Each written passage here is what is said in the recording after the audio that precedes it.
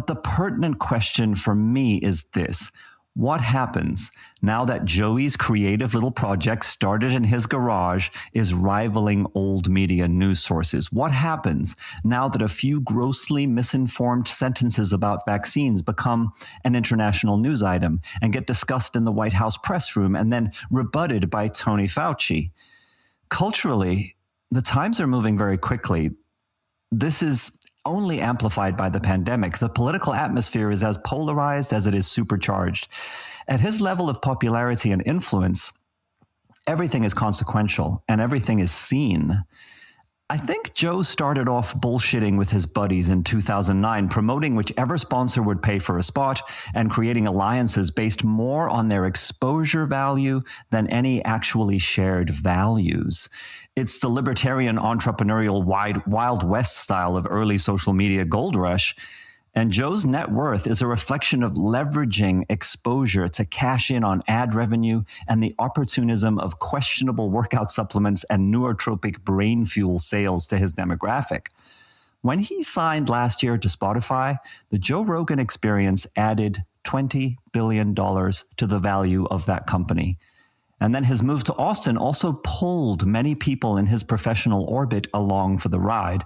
And while Rogan himself has not been a significant vector for conspiritualism, and I do not actually see him as a right-wing figure, many of those riding his coattails do fit those descriptions. So I just want to say this.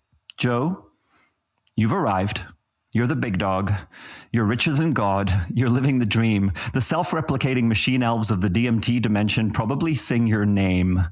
What if the next phase of your career was defined by becoming more selective, more well-informed, more judicious about which topics you're not qualified to spout off on?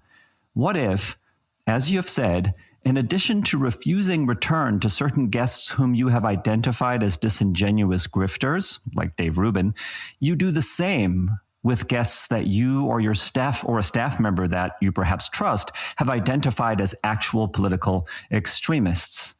While you may, in your own words, be the drunk or stoned moron who people shouldn't listen to on certain topics, they really are listening. And it's a whole new world, bro. Well, Julian, let's just wait because there's a clip that just dropped this morning. Canada's fucked right now. Canada's juiced. They're so locked down, and I don't understand why they think that's good. I don't understand why they think that's the solution. Yeah. You know, I mean, we're dealing with an America in weird spots, right? Like America has states, and each state has a different approach. And Florida's got one approach, and California has another. Opposite sides of the country, like literally polar opposite sides of the ideologies.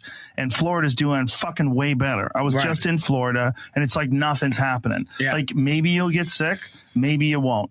But we're out here with no masks on, 15,000 people in a fucking arena for the UFC fights. It was madness. It's crazy. It was powerful. It was really good. But I'm like, hey, guys, take your vitamin D, sleep, drink water. Let's go. Let's go. You can't do Canada. You can't do what you're doing where you have fucking Gestapo pulling people over for your papers. Why are you out? Why are you out of the house? They're doing a lot There's of... a cold floating around. Why are you out of the house? There's a lot of...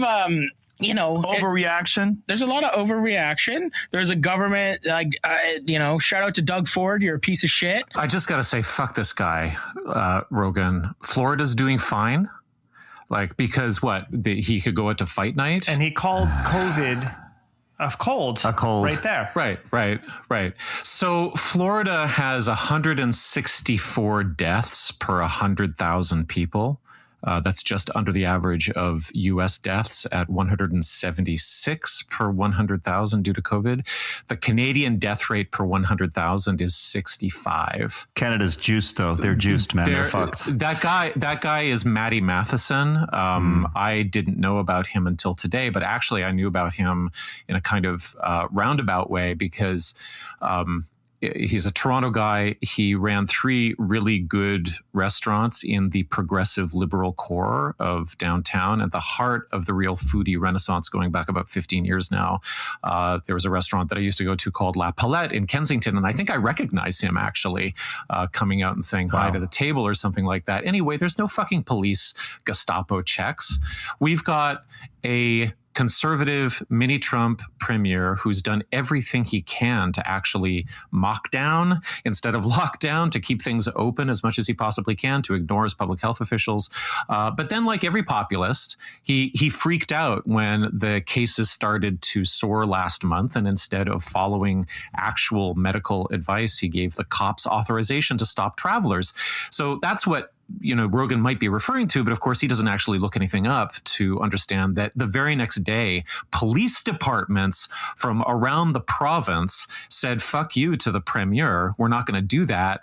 And that turned the attention back to where it belonged, which is on how to financially incentivize at-risk workers to stay at home until the cases recede. So anyway, I appreciate that we're on a podcast where you can pretty much know that I'm going to have a different take than you, Julian, and that's invited. So yeah, this is part of my thing, but I've got some other things to say too. Well, let me just say I had not heard that clip yet, and that clip pisses me off immensely, and I renege on any of the positive things I may have said.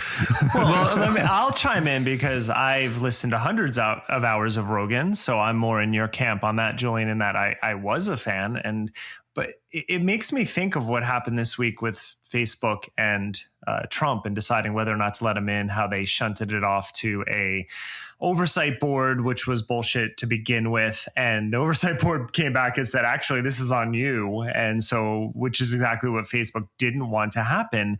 And that's the perpetual problem with Facebook, is they never want to take responsibility for what's on their platform. And that's one of the challenges of everyone having a blog, everyone having a social media account, everyone having a podcast, is that there is those old guardrails that the traditional media sources have to abide by are no longer there. And the problem is that the people monetizing their content just think that I'm just a moron. If you listen to me, it's your fault. You can drink bleach, but that's on you. I just said it.